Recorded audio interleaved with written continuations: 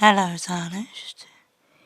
It is me, Miss Morpher, and today I'm here to talk about Elden Ring. Yes, I'm talking about Elden Ring, but I should caution the viewer that this is not a review. I will be talking about Elden Ring in a lot of detail, but today's focus is not Elden Ring as a whole, but rather how it handles accessibility perfectly, and might just be a masterclass in how to do accessibility correct. So sit back, because Mummy's got some stories to tell. So, I want to start by saying I am by no means a veteran Souls player, but I have indeed dabbled in my time as a video gamer and lover of things that are challenging. I played all kinds of games, from Ghosts and Goblins to Castlevania to Final Fantasy and various things like Resident Evil and stuff like that. I'm also fairly accustomed to the Souls games and have played Demon's Souls, Bloodborne, Dark Souls 3, but never really touched Sekiro. So it goes without saying, really, that I've had my eye, a very watchful eye, on the Souls series as a whole, to see if it got better over time. I cautiously watched from a distance as a game that was admired by a very select few group of people became a overnight hit, and I admit that did arouse a certain amount of curiosity that got me thinking, what was it that video gamers, such as Dark Souls fans and Soulsborne fans alike, enjoyed about these games so much? Was it the gameplay? Was it the difficulty? I didn't really know, and I still don't exactly know. But then years went by. I completed Bloodborne for the first time, and I was starting to get an understanding of what people were enjoying, but it wasn't quite there yet. Until I got my hands on Elden Ring. Then it all changed, and I found myself dealing with a game that is, without a word of a lie, simply thrilling from every single moment that I've played so far. I was expecting challenge. I was expecting to be humbled and to promptly be reminded that a game like Elden Ring is a game that tends to be a ego destroyer of sorts. But what I wasn't expecting was to fall in love with a game that has taken every single mechanic into mind from previous games, discarded what didn't work, and kept what did. Yes, many people doubted me. They said I would never play Elden Ring, but the footage you're watching now and will continue to see throughout the entirety of this video was me playing by myself. Nobody held my hand like when I played Bloodborne for my first playthrough. There was no co-op that I've experienced as of the recording of this video. I did pretty much everything entirely by myself. And the reason I'm able to do that is one word: accessibility. It strikes the perfect balance between difficult and, at the same time, easy to pick up. It's a very, very good example of the easy to pick up, hard to master kind of game. But there are little secrets dotted about the game for you to discover that will make your time in Elden Ring much, much more pleasant. Yes, there are items, there are spells that can make you the OP spellcaster of your dreams. You've just got to know where to look. And the game implores you to look. You're looking around a dungeon 1 minute, and next thing you've got a spell that can literally hurtle rocks at the boss that you're having difficulty with and couldn't get past. That, my friends, is how you do accessibility. Yes, this game is still punishing, but it rewards you for failure, and it rewards you for learning from your mistakes in a way that allows you to progress. And another way they do this is through the open world. They have various statues of America. The statues of America act as a sort of checkpoint system. This is different, of course, to the usual campfires dotted about the place that you can rest at, gain magic and health and the various things needed to survive out in the world. It just works. And as someone who has adored video games for a very long time, it's really refreshing to have a game that is this well made in 2022. I was rather rightfully cautious of Elden Ring because I had experienced Cyberpunk not too long ago and had waited several years for that, only to be disappointed by a game that was incomplete upon launch.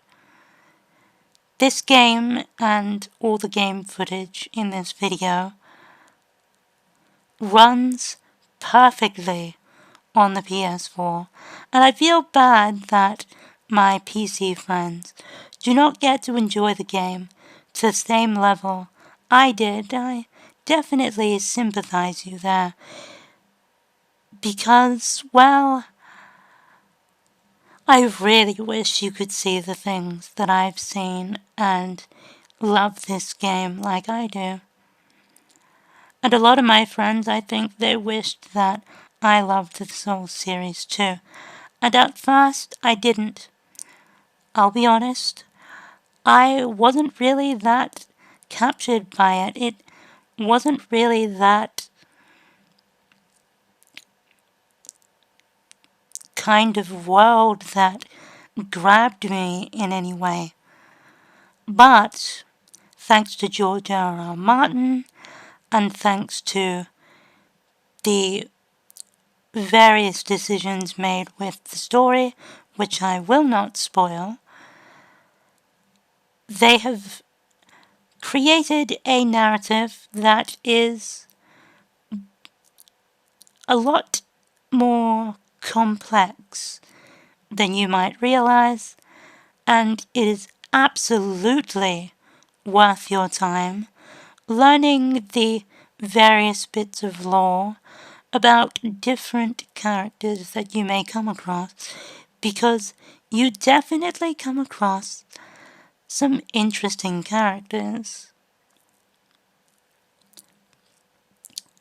But I'm turning this into a review. What I ultimately wanted to say is this game is incredibly accessible and does accessibility very, very well. Other developers need to take note from Elden Ring for what it has achieved, because this is the kind of game I can see being talked about for years to come. This is an absolute triumph for From Software, and I'm glad that they got it made, and that it made it to us in the form that it has, because it's a game that has to be experienced to be believed. The only reason I'm sharing all the footage of the various bosses is because a lot of my friends had their doubts. They did not believe for a second that little old me had the bravery, had the patience to overcome the various difficulties that the game would put out for me. They didn't believe that one bit. And I'm sorry. I guess I owe them an apology. An apology for exceeding their expectations. This game exceeded my expectations, so I could exceed yours. And I think that's a fair trade. You know, what's better than getting to enjoy a game because it has taken the time to work on the flaws of its predecessors and refine it into an art. I might be being pretentious. I don't really care because I just am in awe of what I've been able to accomplish in this game because of the way that they handled accessibility and made it tough but fair. All in all, Elden Ring is not at all an easy game. I may have memed a little bit on social media and claimed that it was easy, and to an extent it can become very easy if you find the various hidden items out in the world that the world provides for you. But that really isn't the point. The point is that they did accessibility correct, and that should be applauded. They succeeded at defining what gamers for generations have been unable to define till this moment in time. Now I think, thanks to Elden Ring, I successfully understand where the balance lies between difficulty and accessibility. It is a very fine line, but they manage to tightrope walk along that line with precision, accuracy, and they don't falter, not for a minute. Admittedly, accessibility can always improve, but they do a pretty damn good job. And I should also mention, you can fully remap the controls to whatever you like if you feel that the controls are in any way hindering your experience or playthrough. This is a game that they took their time with, and it shows. And what's resulted in is a game that feels worthy of attention and all the attention that it gets. Some say that it doesn't work on PC, but really, that's only a minor thing, when, in all honesty, where it does perform well, it performs really well and allows you the space and time to dedicate yourself to performing well too. I can't think of a game in recent memory that has done accessibility quite like Elden Ring. So many games have attempted to define the world of accessibility and what it makes.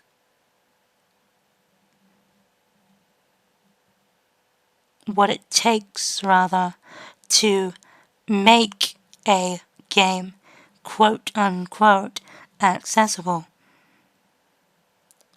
But I think Elden Ring came the closest, and the answer is quite simple, really.